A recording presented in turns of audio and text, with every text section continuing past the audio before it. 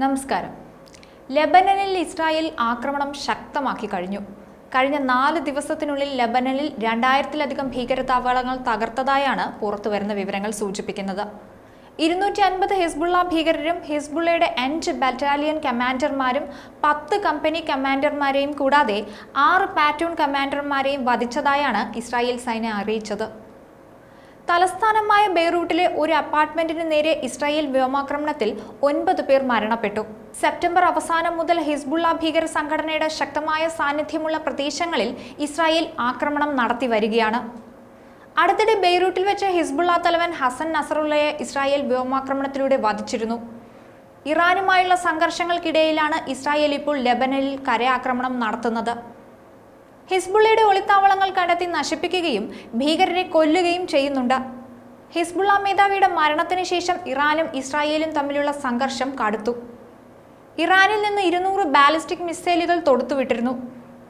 200 മിസൈലുകൾ തൊടുത്തുവിട്ടത് ഒരു മുന്നറിയിപ്പാണെന്നും ഇസ്രായേൽ തിരിച്ചടിച്ചാൽ അനന്തരഫലങ്ങൾ വളരെ അപകടകരമാകുമെന്നുമാണ് ഇറാൻ മുന്നറിയിപ്പ് നൽകിയത്.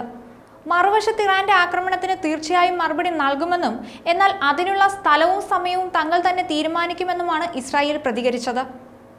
ഹിസ്ബുള്ളയിലെയും ഹമാസിലെയും നേതാക്കളിൽ പ്രധാനികളെയെല്ലാം ഇസ്രായേൽ ഇതിനോടകം തന്നെ വധിച്ചിരുന്നു.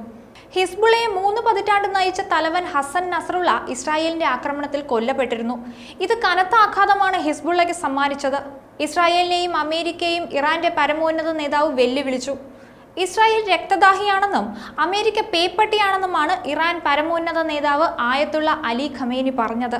കൂടാതെ മുസ്ലിം രാജ്യങ്ങൾ ഇസ്രായേലിനെതിരെ ഒരുമിച്ച് നിൽക്കണമെന്നും ഇറാനെ പ്രതിരോധിക്കാനുമുള്ള അവകാശമുണ്ടെന്നുമാണ് ആയത്തുള്ള അലി ഖമേനി എടുത്തു പറഞ്ഞത്. അതേസമയം ഇറാന് തിരിച്ചടി നൽകുമെന്ന് ഉറച്ച നിലപാടിൽ തന്നെയാണ് ഇസ്രായേൽ. ഇറാന്റെ എണ്ണ സംഭരണശാലകൾ തകർക്കാൻ ഇസ്രായേലുമേൽ ചർച്ച നടത്തിയെന്ന് US പ്രസിഡന്റ് ജോ ബൈഡനും ഇതിനോടകം തന്നെ സ്ഥിരീകരിച്ചു കഴിഞ്ഞു. യമനിലെ ഹൂതി കേന്ദ്രങ്ങളിൽ അമേരിക്ക ആക്രമണം നടത്തി. ഹൂതി വിമതരുമായി ബന്ധമുള്ള 15ഓളം ഇടങ്ങളിലാണ് ആക്രമണങ്ങൾ നടത്തിയതെന്നാണ് വിവരം. ആയുധ സംഭരണ കേന്ദ്രങ്ങൾ, വിമാനത്താവളങ്ങൾ, സൈനിക ഔട്ട്പോസ്റ്റുകൾ എന്നിവിടങ്ങളിൽ സ്ഫോടനങ്ങൾ നടന്നുവെന്ന് റിപ്പോർട്ടുകളും പുറത്തുവന്നു കഴിഞ്ഞു. ഹൂതികളുടെ സൈനിക ശേഷിയെ ലക്ഷ്യമിട്ടാണ് പ്രധാനമായും ആക്രമണം നടന്നതെന്നാണ് US സെൻട്രൽ കമാൻഡ് അറിയിച്ചത്.